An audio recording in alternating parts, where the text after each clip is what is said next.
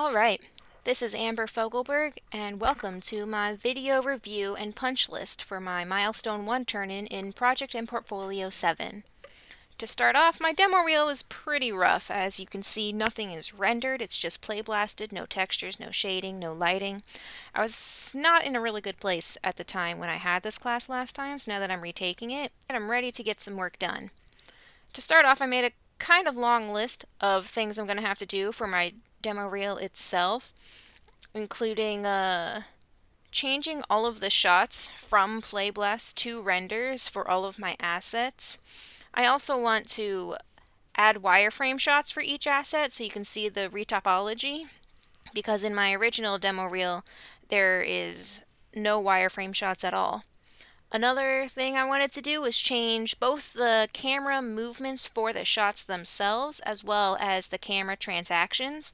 I used a bunch of different transactions last time because I thought it would be fun, but it turns out it's just jarring and a little bit confusing, so this way if I change it to a more similar pattern style, it'll be a little bit more cohesive and less distracting. I also wanted to change the camera movements for a similar reason. I wanted to add some rotations, but this seems like too much rotations. Looking at my video, it's not very entertaining to watch. And not only is it not really entertaining, but I feel like I don't really get a very good look at the assets themselves either. So I want to change that to be able to fixate on some more details and make it easier for everyone to see all the work I did. While making this list, I was looking at a lot of feedback given to me in previous classes, as well as from some videos on how to make demo reels and things that people look for. So after looking through all those tips and tricks, I decided I want to create and use a seamless backdrop for the reel instead of course, just the Maya default gray from the Play Blast. And I also want to label all of my assets as they come up, as well as show the software that I used and sometimes the references and give credit as well. I also want to change the assets I'm using to put my best work forward. A lot of my best work is actually unfinished right now. I just need to retopologize most of them and import them into Maya so that I can get my scenes into gear. So by doing that, I'll be able to take out some filler as well so that it's a little bit more condensed in my work. I also want to edit the shots afterwards to have a better flow, the way I add the wireframe scenes in with the regular renders, and just a little bit more video editing altogether because I'm not very good at it. It's not a strong suit of mine. But I would like to improve because I really think it can help make or break a video. Along with that, I wanted to do a different demo reel graphic and animation for the intro and outro. I've been thinking of branding ideas a lot lately, and I have some ideas I want to implement. Some of them are going to take more work than I have time for, so I'll probably be uploading a draft on Saturday. I think some of them will be a cleaner look that'll be more eye-catching than the space, which is just, actually it's a bit jarring, I think.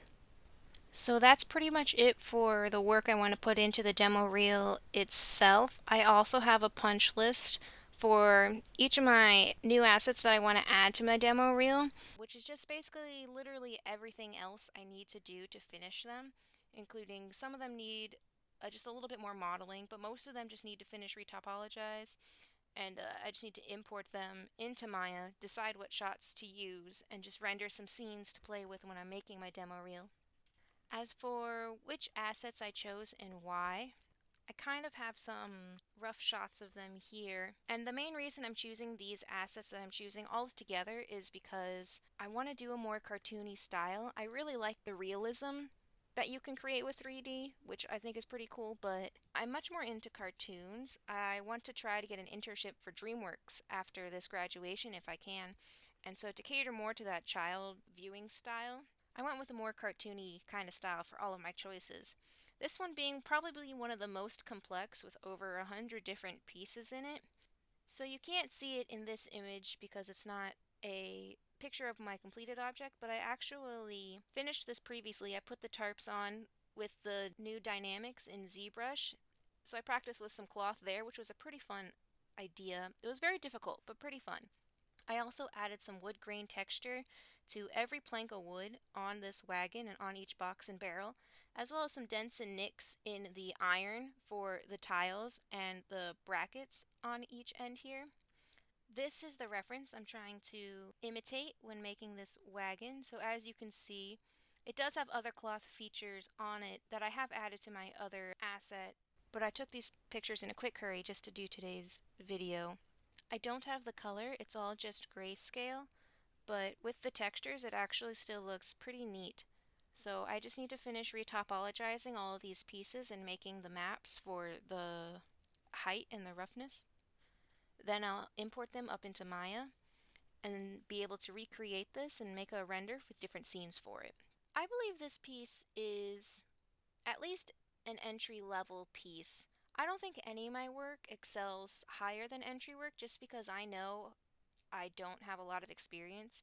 And when looking at the small details from my work and a lot of other professionals, I can tell there's a lot of things that I am missing or just wasn't able to accomplish as well as they were. Some of them being a lot of just tertiary details and some shading and some coloring in the textures, or also a little bit of shaping in some of the more organic shapes I have a hard time doing. But I think this is entry level at least, and I know it'll improve as I get more practice in. For now, I'm not finished with most of my pieces. Actually, I have a really hard time finishing things. I don't know why. Aside from this wagon piece, another key feature I wanted to add is this little forest boy here. I actually do have his hair, but it's in a separate ZBrush file. My computer hasn't been handling a lot of large files really well with a lot of pieces, and each of these leaves individually makes a lot of pieces to add. So I ended up doing it in a separate ZBrush file just to help it load a little bit faster. So once I finish modeling the hair, which I have all modeled, I just have to add some tertiary details to it. Then I'll import it back into here, and this whole model together I'll put into Maya. Another thing I want to do with this character is just add a little bit more detail, some texture to the cloth for the shirt, the belt, and the pants, just to stand up to the more realistic grime and mask and wood that's on him, so that it's just a little bit more cohesive. So this is the reference image I used for this piece. As you can see, all I really have left is the hair, but I tried to get, as you can see, the little algae growing off the sticks and on his legs. This I thought was a really fun cartoony piece, but I had a hard time making the details a little bit more cartoony and unrealistic. I do prefer the more realistic look, and I'm probably going to add some shading and color to the leaves as well to help push that further, even though I know I'm going for a more cartoony style. I think in the shape itself, it'll succeed in that, and then with the added detail and the texturing with the height and the colors, it'll help show my different skills as a texture artist per se. I wanted to add definitely this piece because it's one of my only finished character pieces, or will be, and I do want to get more into character modeling. I don't really mind what kind of style I do because I just need experience altogether, but I do want to eventually get into more character modeling and texturing. And I do think this style and quality would be probably entry level or a little bit above, but not by too much. Just because a lot of work did go into it, and with all of the final details, it'll really stand out as a piece that I would consider to be very well done by at least an amateur, not a like established professional. Another piece that I wanted to add is this little ham I was making. It's just a fun little cartoon, just a whole leg of ham. I want to be able to do more foods like this because I think it's just a fun style, and I liked being able to add the more realistic shadings to the more cartoon shape. I really think that's a fun look, and I know I can always tone it down with the details in the shading to help give it that more uniform cartoony look. And I would say again, this would be probably like an entry level. It's just one small piece, so it wouldn't be a showstopper. But I do think it would pass for a lot of things if you were to put it into a game or a show as part of a background piece. And I do think the style of it is really fun with the odd shape of the ham, and also the bone I'm a big fan of, just the light edges on the curved shape.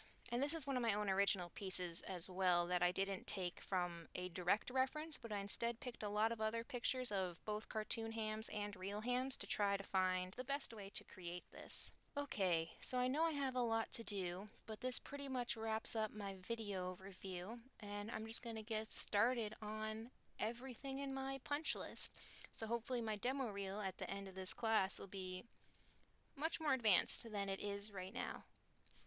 Thanks for listening.